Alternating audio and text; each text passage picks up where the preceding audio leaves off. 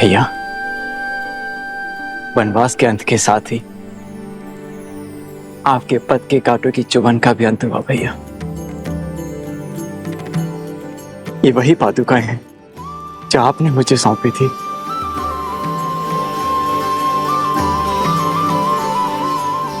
आपकी अनुपस्थिति में इन्हीं के कारण अयोध्या सुखी और सुरक्षित रही।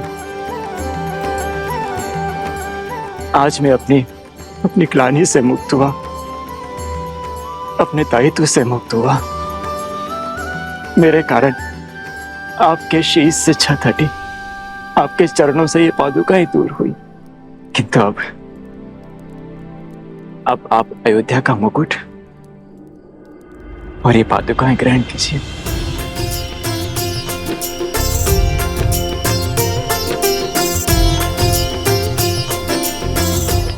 नहीं भैया, मैं तो एक पुत्र की भांति माता रूपी मातृभूमि की छत्र छाया में रहा, अपने कर्तव्यों का पालन करने का प्रयास करता रहा। संतान भी क्या माता का ध्यान रख पाती? ये तो हमारी अयोध्या थी जिसने मुझे संभाला, जो मेरा संबल बनी और मुझे ममता की छांव दी।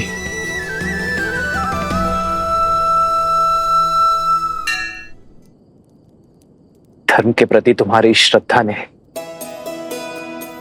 एक नई परिभाषा रची है भरत। मेरे लिए तुम्हारा प्रेम आज हमें यह सुनहरा दिन दिखाया है। तुम्हारे राज में अयोध्या सुरक्षित थी, एक थी, और अब हम इसे मिलकर आगे बढ़ाएंगे। आदर्श और मर्यादा की है ये कथा महापावनम, कांटे मद श्री से मिला दे श्रीमद् रामायणम, श्रीमद् रामायणम।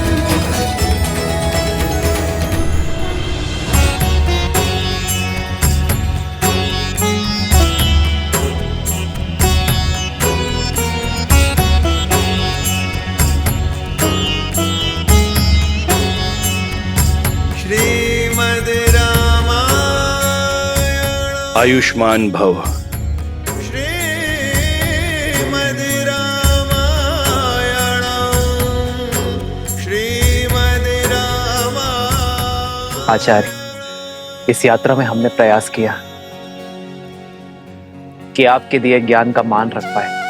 राम, मुझे गर्व है कि तुमने मेरी शिक्षा का केवल मान ही नहीं रखा, बल्कि मेरी सिखाई मर्यादा को, रघुवंश के सम्मान को शिखर तक पहुंचा दिया। आज सच्ची गुरु दक्षिणा मिली है इस गुरु को।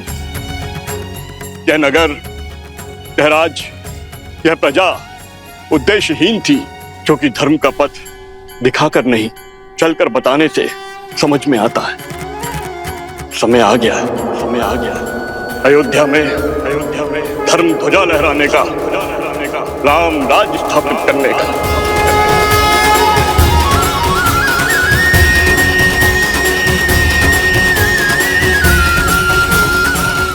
आज अमावस की रात्रि है, नगर में प्रवेश करना शुभ नहीं होगा, किंतु कल भोर प्रवेश करने के लिए सज रहना पुत्र।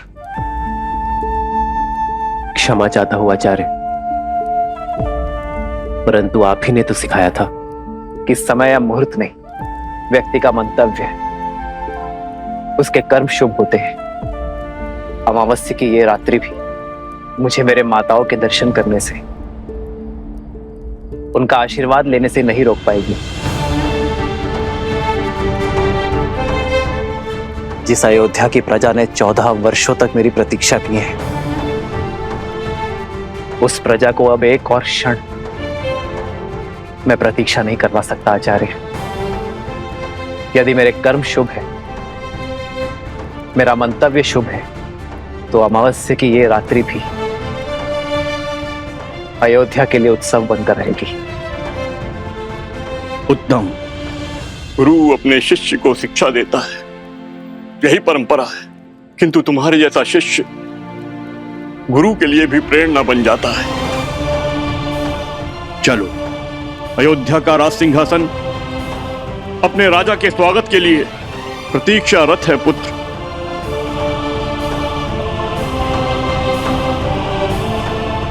एक राजा होने से पूर्व मैं एक पुत्र भी हूं आचार्य, किंतु राज सिंहासन पर बैठने से पूर्व यदि आपकी आज्ञा हो तो मैं कुछ क्षण अपनी माताओं के आंचल में बैठना चाहता हूं। उनके दर्शन किए बिना ना ये राज सुहाएगा और ना ही ये राजमुकुट। जब एक मां अपने पुत्र के घर लौटने पर उसकी आरती करती है, घर प्रवेश करती है, तो वो अपने पुत्र के तन और मन से संसार की सारी कुरीति, सारे लांछन धोती है। कर्तव्य का भार उठाने से पहले उसकी शुद्धि करती है।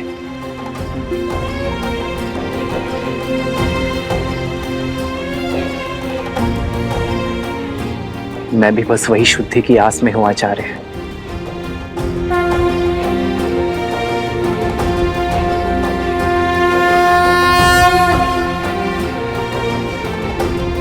आप आज्ञा दीजिए गुरुदेव, हम जाकर गृह प्रवेश की तैयारी करते हैं।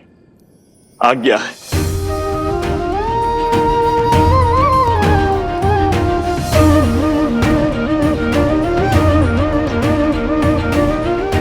प्रभु, प्रजा की प्रतीक्षा का अंत कीजिए। हाँ भैया, अयोध्या को सुख के रंगों से रंग दीजिए।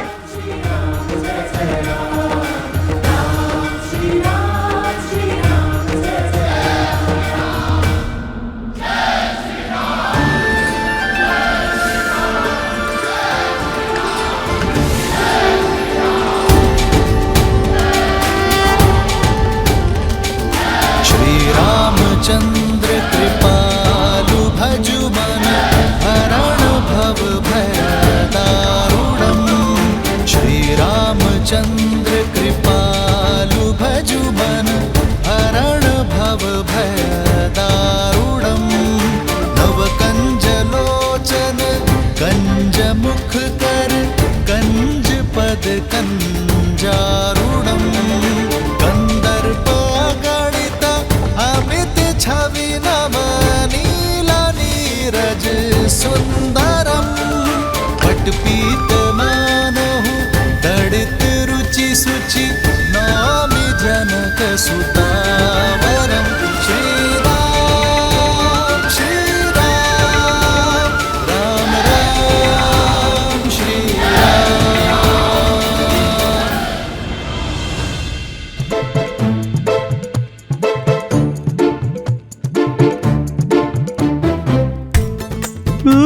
इतने सारे मिष्ठान बहुत महीने हो गए हैं स्वादिष्ट भोजन किए हुए।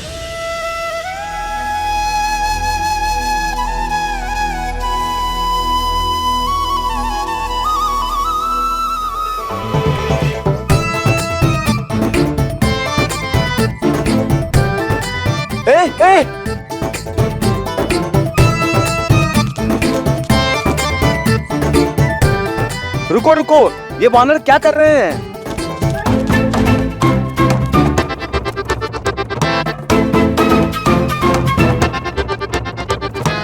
ये दुष्ट वानर तो हमारे सारे मिष्ठान लेकर भाग गए। अब हम प्रजा में प्रसाद कैसे वितरित करेंगे? डांडियों को कोई तो रोको। प्रभु, अयोध्या और इसकी प्रजा पर आपका अधिकार है और हमारा अधिकार है आपका स्वागत करना।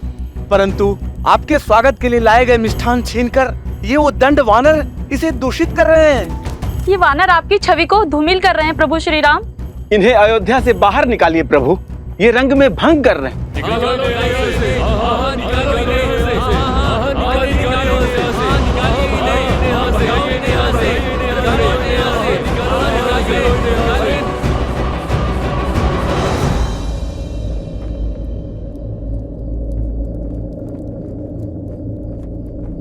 चलो।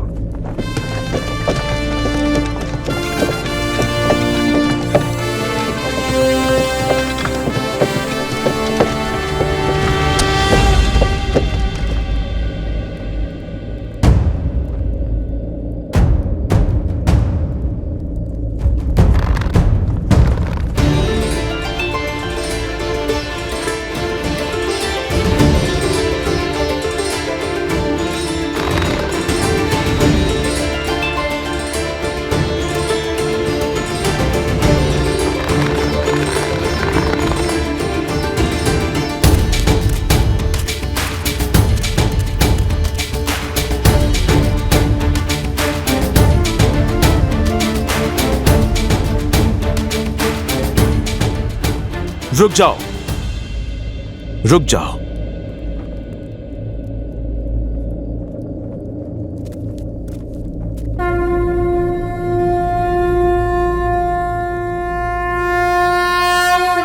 जय श्री राम।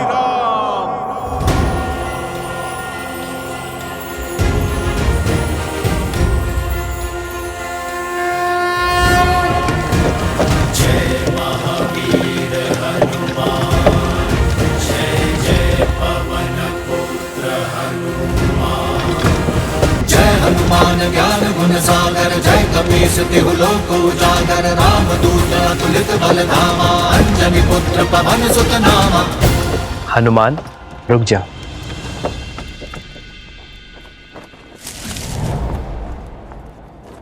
ये केवल सामान्य वानर नहीं है, ये मेरा परिवार है, मेरे रक्षक है। ये वो शस्त्र है जिन्होंने मुझे बाहुबल दिया। ये वो कवच है जिन्होंने युद्ध में मेरी रक्षा की। 1 वर्ष भूखे प्यासे रहे, युद्ध में मेरी सहायता की। मेरे लिए इन्होंने अनेकों यातनाएं सही। मेरे वानर वीर सीता से मिलन का सेतु बने, धर्मरथ के चक्र बने और रघुकुल कभी उपकार नहीं भूलता। यदि आज मेरे वानर वीरों के लिए अयोध्या में स्थान नहीं, तो मेरे लिए भी स्थान नहीं।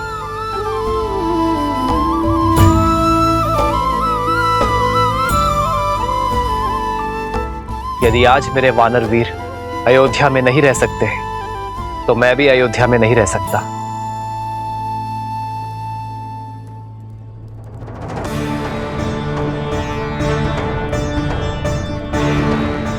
यदि मेरे वानर वीर आपको स्वीकार नहीं, तो मैं भी आपका उपहार स्वीकार नहीं कर सकता। मेरे वानर वीरों का अनादर रघुनंदन का अनादर है,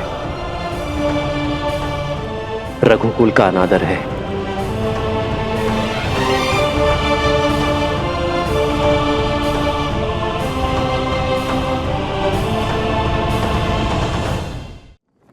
वानर वीरों, हम अयोध्या की शोभा बढ़ाने आए हैं, समस्या नहीं। अयोध्या वासियों को हमारे संसर्ग का अभ्यास नहीं है, इसलिए वानर सेना अगले आदेश तक अयोध्या की सीमा के बाहर प्रतीक्षा करेगी। यह उनके राजा का आदेश है।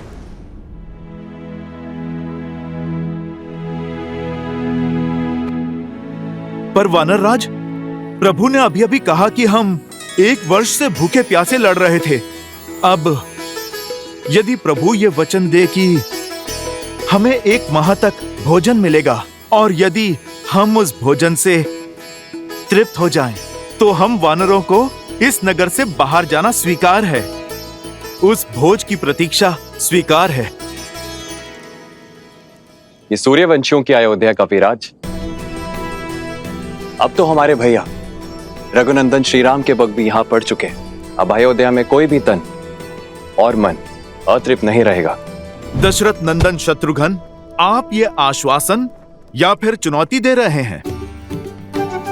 अपने स्वर में मधुरता लाओ शत्रुघ्न, क्योंकि मैं कपिराज हनुमान को चुनौती देने का स्वाद चख चुका हूं। अयोध्या के राजकुमार को धैर्य नहीं, सिंह सी धार शोभा देती है भैया। श्रीराम का भाई हूं मैं, दिए शब्द पुनः कैसे लौटा सकता हूं? अब जो शब्द मुख से निकल गए, ना ही उन्हें लौटा सकता हूं, ना ही चुनौती को। स्वीकार है। भैया शत्रुघ्न, आपके हाथ थक जाएंगे भोजन लाते लाते, पर ये प्रभु श्री राम का दास तृप्त नहीं होगा। चुनौती देना शत्रुघ्न के बालपन का स्वभाव है और चुनौती लेना मेरे हनुमान का। पर यह चुनौती 2 मित्रों की है, शस्त्रों से नहीं,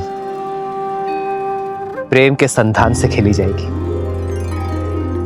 और जब शत्रुघ्न ने चुनौती का प्रहार कर ही दिया है, तो उसे हनुमान के प्रतिवार से उसे केवल हनुमान और शत्रुघ्न की माता सीता ही बचा सकती है।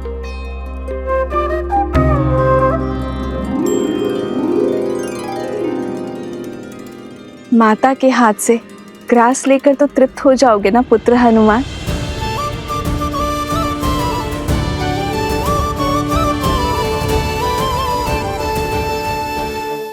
जय श्री राम। जय श्री राम। जय श्री राम। सियावर रामचंद्र की।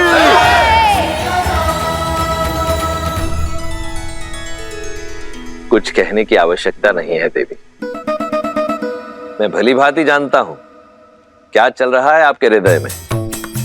जिन श्री राम के इस संसार के आगमन के उत्सव में हम सम्मिलित हुए, जिनके विवाह उत्सव का हम भाग बने, उनके अयोध्या पुनरागमन के इस समारोह में भला हम कैसे नहीं जाएंगे। उनके अयोध्या में लौटने के इस उत्सव का साक्षी बनने से ना तो मैं वंचित रहूंगा ना आप। तो हम चलेंगे ना पिताश्री? हाँ पुत्र, क्योंकि श्री राम आ रहे हैं। श्री राम आ रहे हैं। राम आ रहे हैं।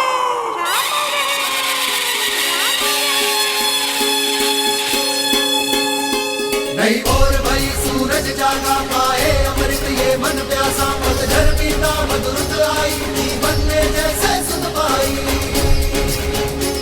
सुखी धरा पे जैसे महबर से ठंडक पाए नैना तर से महायुद्ध अयोध्या ने जीता लौटे हैं राम लखन सीता।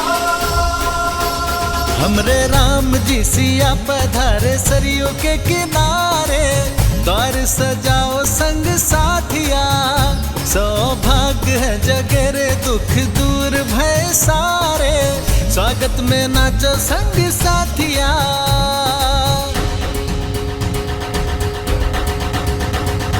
शीश काट तारा दुष्ट दशानन पाप कर आए मर्दन हो राम से है रघुवीर बने तू अकेश बने है अंजन हो मिथिला कुमारी अवध वधु संसार की अब सीता माता दशरथ नंदन रघुराय के गुण दस दिशाओं में हर नर गाता हर नर गाता। काली रात है बनी दिवाली खुशियाँ निराली दिए सजाओ मेरे साथी लल्ला राम जी सिया हमारी अखियन के तारे हम सब उतारे आरती।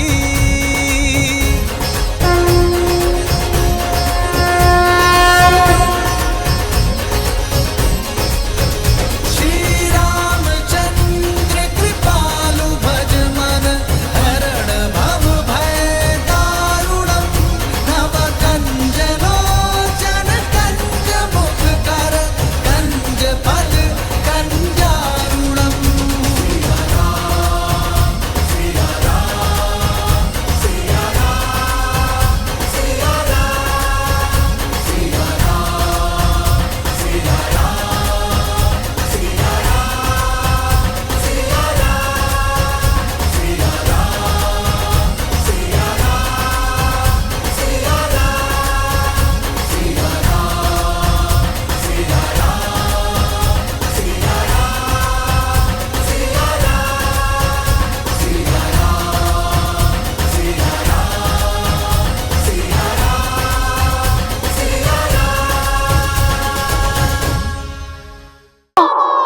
राम आ रहे हैं।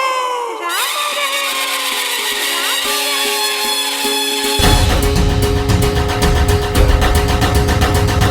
शीश काट तारा दुष्ट दशानन पाप कर आए मर्दन हो राम से है रघुवीर बने तू अकेश बने है अंजन हो मिथिला कुमारी अवध वधु संसार की अब सीता माता दशरथ नंदन रघुराय के गुण दस दिशाओं में हर नर गाता हर नर गाता। श्री रामचंद्र कृपालु भज मन हरण भव भय दारुणम नव कंज लोचन कंज मुख कर कंज फल कंजारुणम।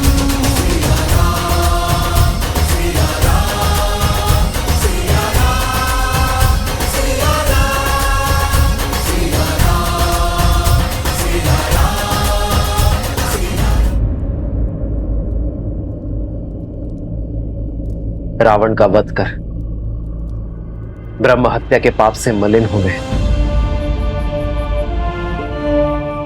केवल आपकी आरती से ये शुद्ध नहीं होंगे मां।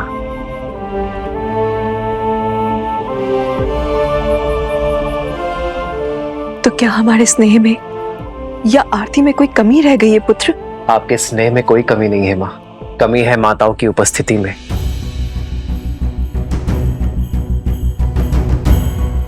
आरती करने वाली एक माता के ना होने में है।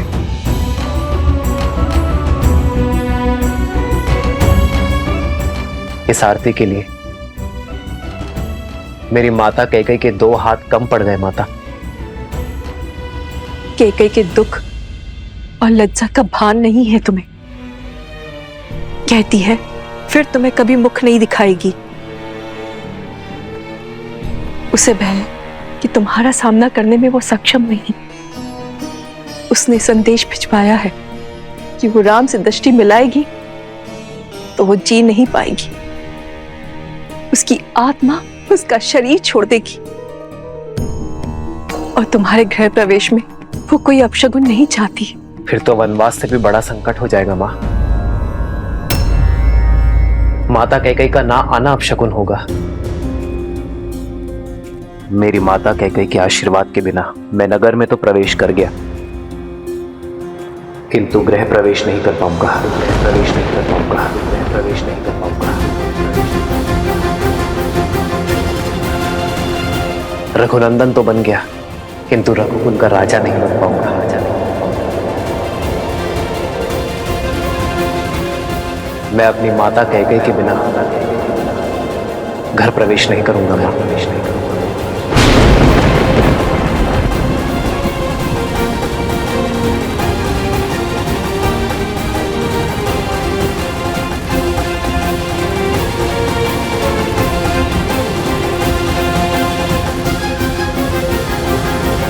राम, आपकी प्रतीक्षा केवल रघुकुल का यह आंगन ही नहीं, अयोध्या का हर आंगन कर रहा था।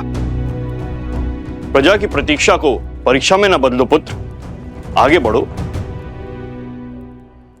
माता कैकेयी की उपस्थिति के बिना कैसे आगे बढ़ूं आचार्य? जिस माता ने बालपन से अपने हृदय में बिठाया, उन माता कैकेयी की अनुपस्थिति में अयोध्या का राज सिंहासन कैसे संभालूं? भैया, सूर्य का धर्म होता है सबके लिए उदय होना, और केवल एक के लिए वो अपने कर्तव्य से पीछे नहीं हट सकता। लज्जा का भार ममता पर हावी है, और इसीलिए रानी कैकेयी ने स्वयं को एक कक्ष तक सीमित कर लिया है। जब मन में ही ग्लानि हो तो आशीर्वाद के लिए हाथ कैसे उठ सकते हैं? और केवल उनके लिए आप अयोध्या की प्रजा को आशीर्वाद देने उठे हाथों की उपेक्षा नहीं कर सकते। आइए ना भैया, गृह प्रवेश कीजिए ना। घर क्या होता है भरत? दीवारें, छत, या वो आश्रय जो सुविधाओं से तो भरा है, किंतु उसमें प्रेम का वास नहीं। घर का प्रारंभ होता है मां से, और यदि माता का मन ही अशांत हो तो घर शांत कैसे हो सकता है भरत? यदि आज मैं अपनी माता की लज्जा का अंत ना कर पाया तो उसी ग्लानि का अंग बनना स्वीकार है मुझे। माता कैकेयी के आशीष के बिना मैं गृह प्रवेश नहीं करूंगा। राम, तुम्हारे कर्म और विचार दोनों शुद्ध हैं। तुमने अधर्म का अंत कर धर्म की ध्वजा लहराई है। संसार का तारक स्वयं ग्लानि के सागर में कैसे डूब सकता है? किस काम के मेरे वो सुकर जो मेरे माता के मन की पीड़ा न हर सके? जो माता की पीड़ा न समेट पाया वो प्रजा का कष्ट कैसे हर पाएगा आचार्य? श्री राम उचित कह रहे हैं आचार्य। इस समय पुत्र का कर्तव्य राजा के दायित्व से बड़ा है।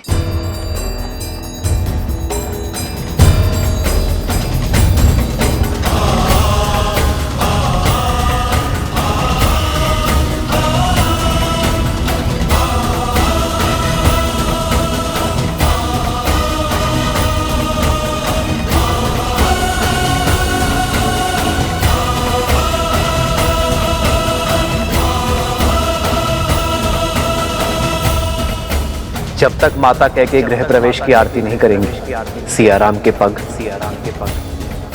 इस घर की चौखट को नहीं छुएंगे।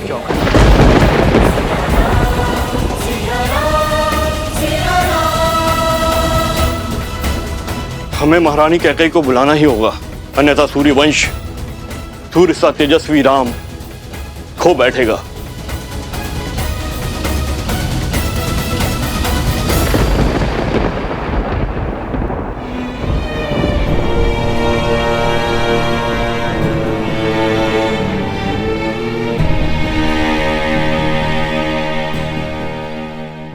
कस के पकड़ो, आंखें लक्ष्य पर, प्रत्यंचा तनी हुई। अब इसे खींचो और छोड़ दो।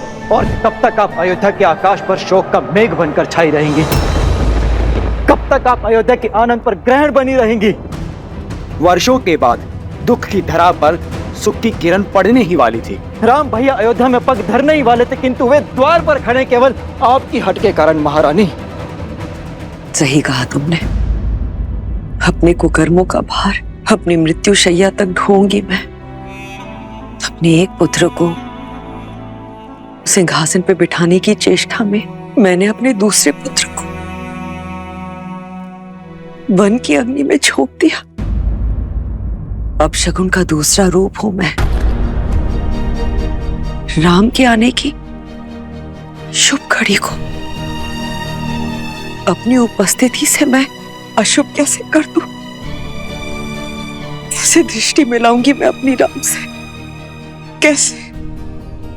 आपका दुख, आपका पश्चाताप ना ही आपके द्वारा किए गए कुकर्मों को मिटा सकता है और ना ही आपके प्रति राम भैया के प्रेम को। आपने चाहे जो भी अनिष्ट किए, किंतु भैया सदा आपको अपनी माता मानते हैं। आपसे जो भी अपराध हुआ वो क्षमा योग्य तो नहीं, किंतु आप अपनी ग्लानि की अग्नि में राम भैया के आनंद के वेला को नहीं झुलसा सकती। किंतु राम भैया अडिग हैं कि जब तक आप उनके द्वार पर आरती नहीं उतार देती, तब तक वो ना ही भीतर आएंगे और ना ही राज्याभिषेक करवाएंगे। चलिए, ईश्वर के लिए चलिए। मैं नहीं आ सकती। कैकेयी की राजकुमारी शक्तिशाली थी, किंतु अपने पुत्र के लिए श्राप लेने वाली ये अभागन मां दुर्बल है। भय है मुझे कि अपने राम के समक्ष आते ही मेरा हृदय मेरे साथ कोई छल न कर बैठे, मेरी धड़कन रुक न जाए। यदि ऐसा हुआ तो एक बार फिर मेरे राम का मार्ग रुक जाएगा। मेरी मृत्यु के कारण मेरे राम के आगमन की शुभ घड़ी अशुभ घड़ी में बदल जाएगी। नहीं, मैं ये पाप कदाचित नहीं होने दूंगी।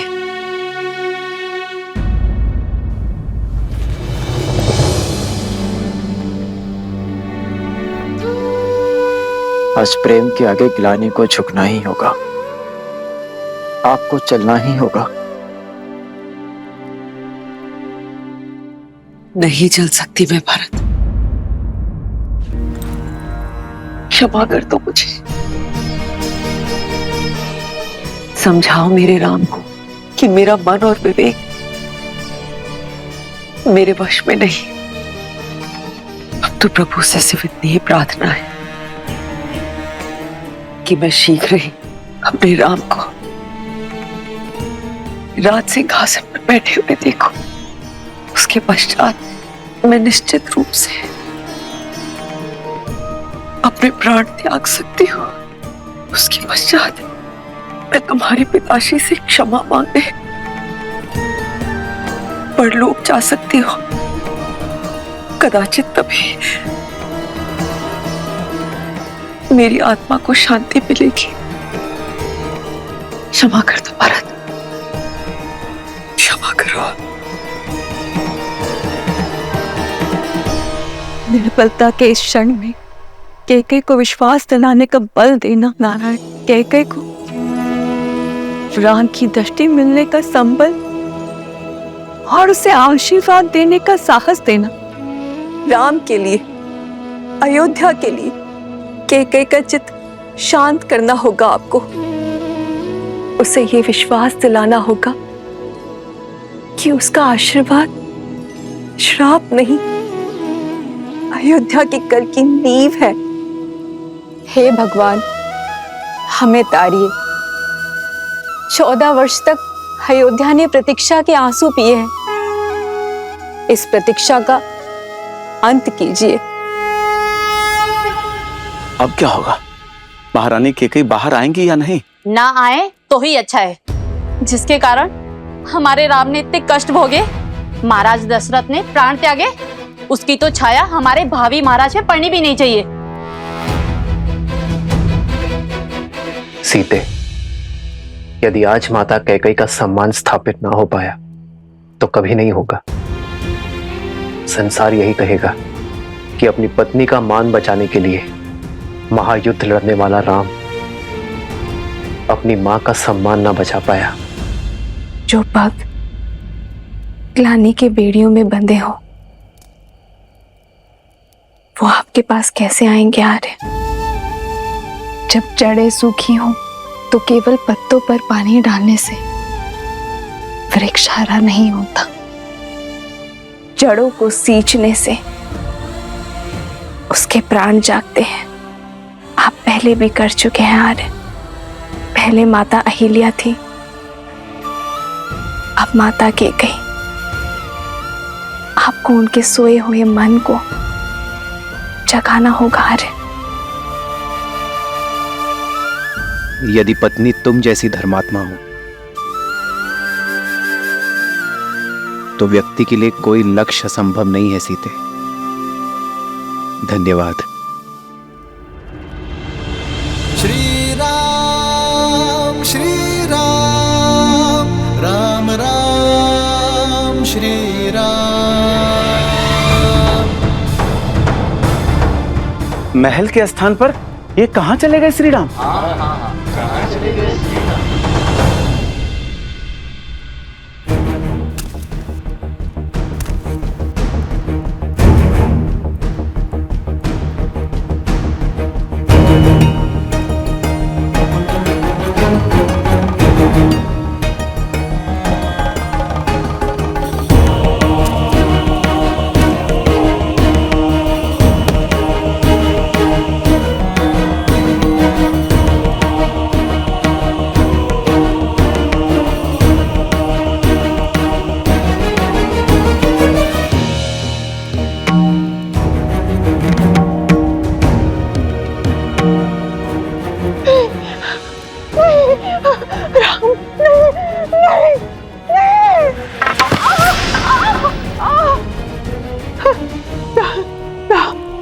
राम, क्षमा करें श्री राम, क्षमा करें। ये दुष्टा अपने सारे अपराध स्वीकार करती है। मैं आपके पग पड़ती हूँ प्रभु। मैं पहले बहुत दंड भुगत चुकी हूँ, मुझे और दंड मत दीजिए, और दंड मत दीजिए। नहीं नहीं नहीं राम, नहीं नहीं।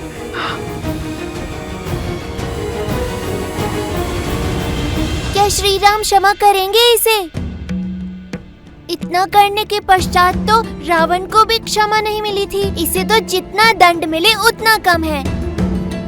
यही तो थी जिसने महारानी कैकेयी के मन में अधर्म का, अन्याय का और ईर्ष्या का बीज बोया। प्रिय गणेश, माना कि मंथरा के बोल ही श्री राम के कष्टों का कारण बने, परंतु श्री राम ये बात भली भांति जानते हैं, क्षमा परमो धर्म, क्षमा ही सबसे बड़ा धर्म है। श्री राम रूपी ज्ञान की गंगा में गोते खाने के लिए सज्ज हो जाओ पुत्र।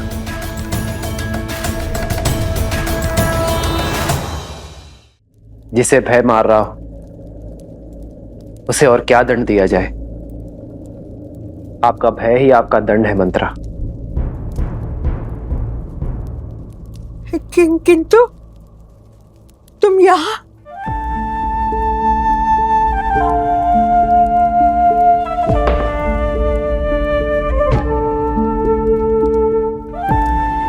मैं आपको क्षति पहुंचाने नहीं,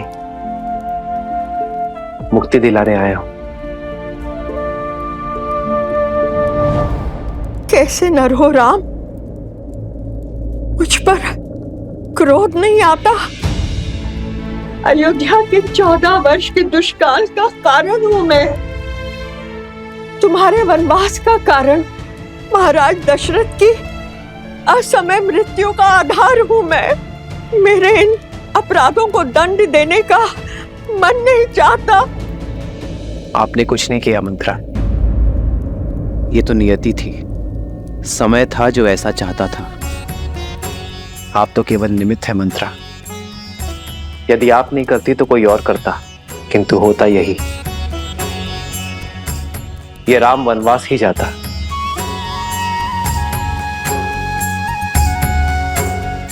निमित्त बनने का दंड तो आप भोग चुकी हैं, अब बारी मुक्ति की है।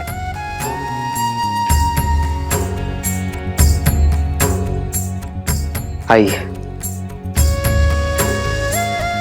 आइए मंत्रा।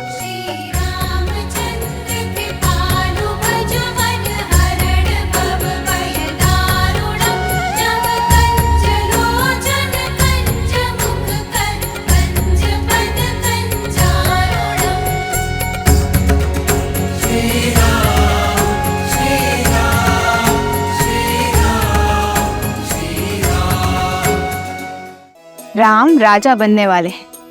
यथा राजा तथा प्रजा।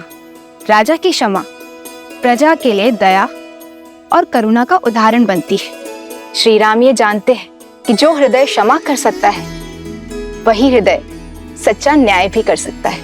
अच्छा, तो मंत्रा को क्षमा कर श्री रामनाथ केवल स्वयं करुणा दिखा रहे हैं, बल्कि अपने प्रजा को भी करुणा का पाठ करा रहे हैं। हाँ पुत्र, श्री राम वो राजा नहीं जो केवल युद्ध जीतकर अपनी शक्ति और राज्य का विस्तार करे। श्री राम तो वो राजा हैं जो मन जीतकर सबके हृदय के सम्राट बनना जानते हैं। और आज मंथरा को क्षमा कर उन्होंने इस संपूर्ण संसार को राम राज्य की एक झलक मात्र दिखाई है। वो राम राज्य जिसकी सबसे बड़ी शक्ति है अपने क्रोध और द्वेष पर विजय पा लेना। अपने इस कृत्य से श्री राम ने संसार को यह दिखा दिया कि एक राजा का सबसे बड़ा बल है क्षमा करना।